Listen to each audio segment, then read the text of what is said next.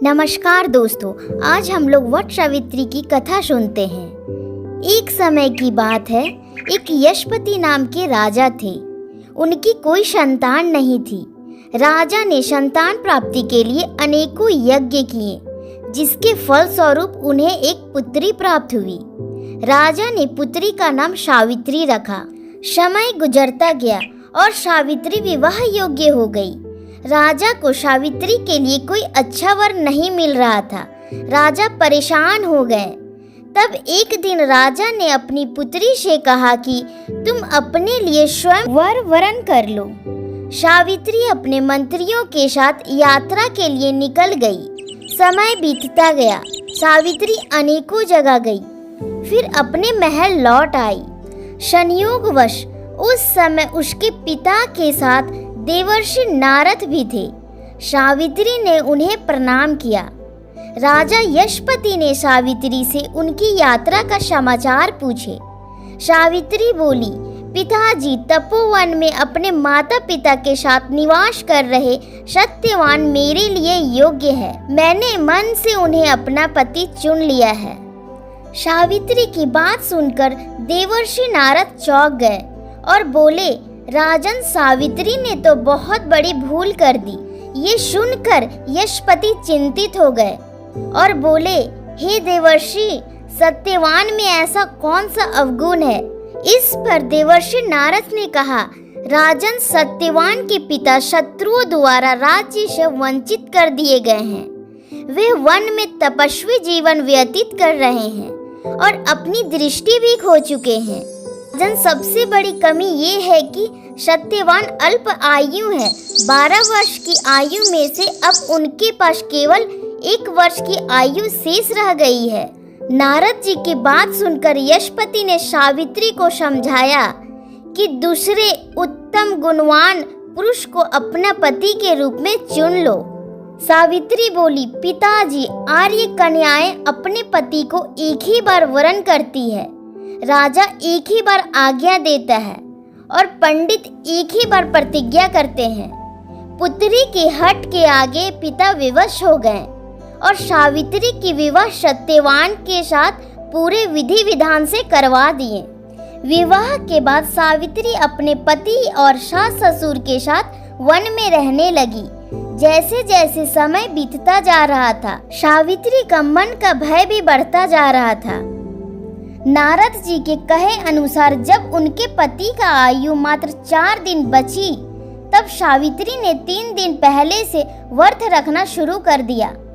अंततः वो दिन भी आ पहुंचा जब सत्यवान की मृत्यु निश्चित थी। हर दिन की तरह सत्यवान उस दिन भी लकड़ियां काटने जंगल चले गए। साथ में सावित्री भी गई। जंगल में पहुंचकर सत्यवान लकड़ियां काटने के लिए पेड़ पर चढ़ गए। तभी उनके सिर पर तेज दर्द होने लगा। दर्द से व्याकुल होने के कारण सत्यवान पेड़ से नीचे आ गए। सत्यवान का सर अपनी गोद में रखकर सावित्री उनका सर सहलाने लगी। तभी वहां यमराज आते दिखाई दिए। यमराज सत्यवान को साथ ले जाने लगे। सावित्री भी उनके पीछे पीछे चल पड़ी। यमराज ने सावित्री को समझाया कि यही विधि का विधान है, पर सावित्री नहीं मानी और यमराज के पीछे पीछे चल पड़ी। उन्होंने यमराज से कहा कि मैं सत्यवान को ले जाने नहीं दूंगी। सावित्री की निष्ठा और पति प्राणता को देखकर यमराज ने सावित्री से कहा, हे कन्या, तुम धन्य हो, तुम मुझसे कोई भी वरदान मांगो। सावित्री ने कहा, मेरे सास ससुर वनवासी हैं और अंधे हैं, आप उन्हें दिव्य दृष्टि प्रदान करें। यमराज ने कहा, ठीक है, ऐसा ही होगा, जाओ अब यहाँ से लौट जाओ। लेकिन सावित्री अपने पति सत्यवान के पीछे पीछे चलती रही। यमराज ने कहा, देवी, तुम वापस चली जाओ। सावित्री ने कहा, हे भगवान, मुझे अपने पतिदेव के पीछे पीछे चलने में कोई भी परेशानी नहीं है। पति के पीछे चलना मेरा कर्तव्य है। बात सुनकर यमराज ने उन्हें एक और वरदान मांगने को कहा। सावित्री बोली, मेरे ससुर का राज्य छीन चुका है आप पुनः वापस दिला दीजिए। यमराज ने सावित्री को ये भी वरदान दे दिया और कहा, अब तुम यहाँ से वापस लौट जाओ। लेकिन सावित्री पीछे पीछे चलती रही।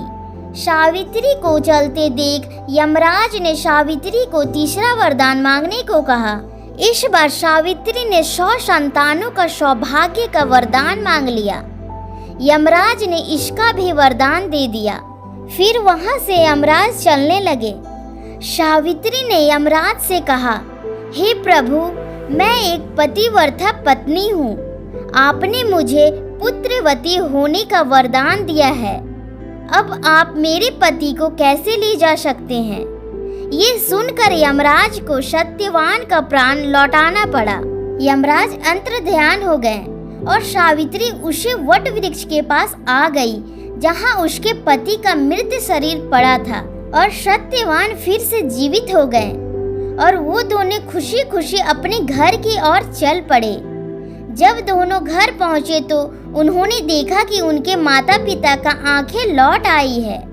उसके बाद उन्हें उनका राज्य भी वापस मिल गया है।